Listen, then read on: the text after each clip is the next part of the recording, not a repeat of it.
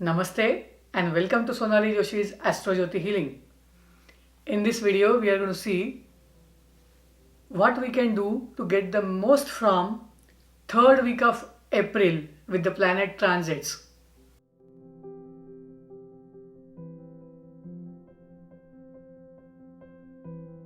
Before we move on to all signs starting with Aries to Pisces, here is the weekly message. Number 1.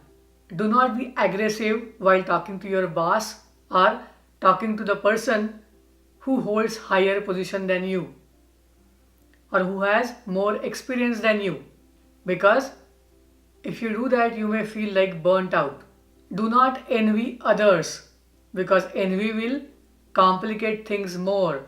As the week progresses, have awareness towards your feelings, acknowledge them, but take time to react. Compared to last week, this week, planets have moved forward from their Gandanta point. That is a great news.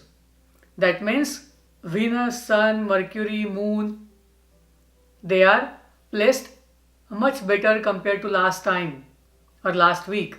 It means you can expect better results from most of the planets. Now let us see how this week is going to unfold for all signs. If you have Moon in Aries, Mesh Rashi, Aries folks will be very active this week and they will get the most from their friends and networking circles. This is a good week for you. There is one caution for Aries folks. There is one caution for Aries natives. Be careful in your communications. If you have Moon in Taurus, Vrishab Rashi, in the third week of April, focus yourself on your work and gains that come from your work. This week is a good time for short travels, whatever consultations you are doing, or it is also a great week if you are trying to start something new towards your better health or improvement of your own image. Those of you who want to visit the religious places nearby, you can use this week for that. If you have Moon in Gemini, Mithun Rashi, this week Gemini folks have to be a little bit careful because when Mercury has moved to Aries, now it is combust with Sun. That means Mercury will have to be careful. The way you think, the way you communicate has to be very careful. Those of you who have allergy related to season change, it is that time. So I want you to be more careful. Overall, in the third week of April, if you are Gemini or Virgo, do not take any decision in a hurry.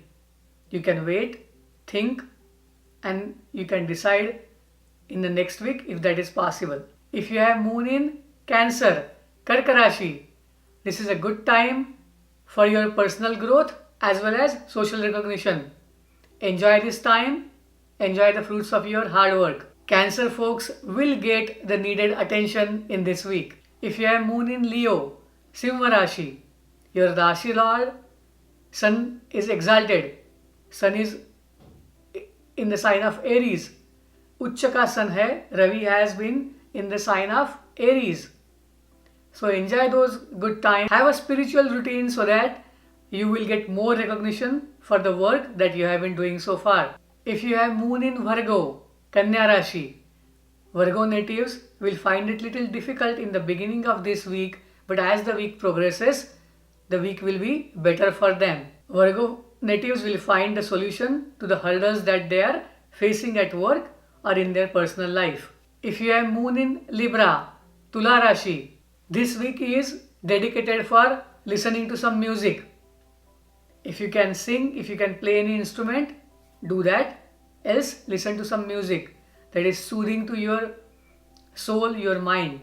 If you do that, you will find added enthusiasm, motivation in carrying out all the difficult tasks or the milestones that you are trying to achieve this week. Libra folks can use this music meditation before going to the exam, before going to interview, or before starting any important presentation at work. This is going to be very motivating for them. If you have Moon in Scorpio, Vrishik Rashi, this is a great week for research, for learning new things and trying to discover new ideas. Scorpio folks have to drive carefully and listen to elders when they tell them something. Mars is your Rashi Lord and hence be careful while dealing with government officials. If you have Moon in Sagittarius, Dhanu Rashi, this is a great time for creativity, kids and romance. You will hear some good news from your kids. You can work with them, enjoy spending time with them.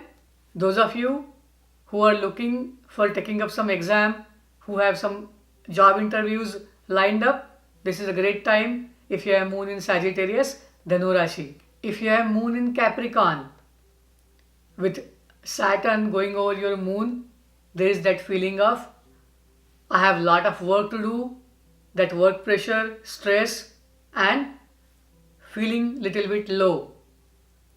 This restlessness might continue for a week or so. However, you will get better results around the end of the week. The key for Capricorn natives is do not react in anger or in a hurry or out of frustration.